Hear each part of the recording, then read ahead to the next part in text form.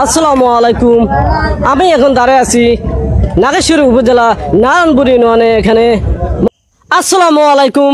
আমি এখন দাঁড়ায় আছি নাগেশ্বরী উপজেলা নারায়ণপুর এক দরিদ্র এক আমি এলাকায় দাঁড়িয়ে আছি এখানে। আসসালামু আলাইকুম। আমি এখন দাঁড়ায় আছি কুড়িগ্রাম জেলা নাগেশ্বরী উপজেলা এক। আসসালামু আলাইকুম। আমি এখন দাঁড়িয়ে আছি ও থুকু থুকু বসে আছি বাগানের কিনারও। আমাদের বাসা এই বাগানের কিনারেই। ওই যে পাশের দিকে যাইলেই আমাদের বাসা পড়ে। তো আমি ওইখান থেকে এইখানে আসি, এইখানে আইসা ভিডিও করছি। তো আমরা অত্যন্ত উপকূলীয় অঞ্চলে বসবাস করি। আর এইখানের অবস্থা গ্রাম সাইটের অবস্থা তো বুঝতেই পারছেন, এটা শহরের মতন না।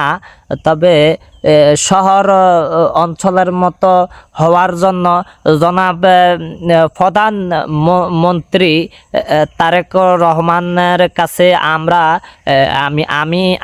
আমি বিনীতভাবে অনুরোধ জানাচ্ছি যে আমাদের এই অত্যন্ত উপকূলীয় প্রত্যন্ত অঞ্চলটাকে, গ্রাম অঞ্চলটাকে আপনি চাইবেন যে শহর বানানোর জন্য।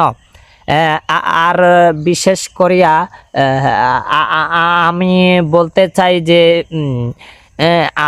তোমরা ছোট ছোট বাচ্চারা যারা আছো অবশ্যই পড়াশোনা করবা। আমাদের বাংলাদেশে পড়াশোনার অভাবে, মানে উচ্চ মাত্রায় লেখাপড়া না থাকার কারণে সমাজে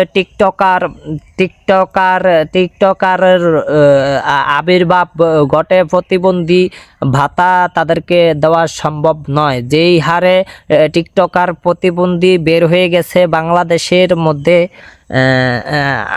তাদের সবাইকে মানে প্রতিবন্ধী বাধা দেওয়ার কথা, কিন্তু অত্যাধুনিকভাবে এই শিক্ষা ব্যবস্থাপনা ও উচ্চতর ও দক্ষতাবান না থাকার কারণে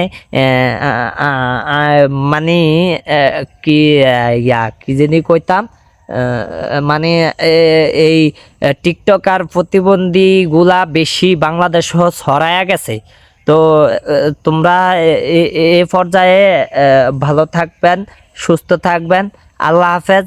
আর চ্যানেলটা টুক করিয়া সাবস্ক্রাইব না করলে করছে আপনার জামাই, যেই হতিনারা আমার চ্যানেল সাবস্ক্রাইব না করব, এই হতিনাগো জামাই ফিরাইব, মারবো প্রত্যেক দিন সকালে বিকালে।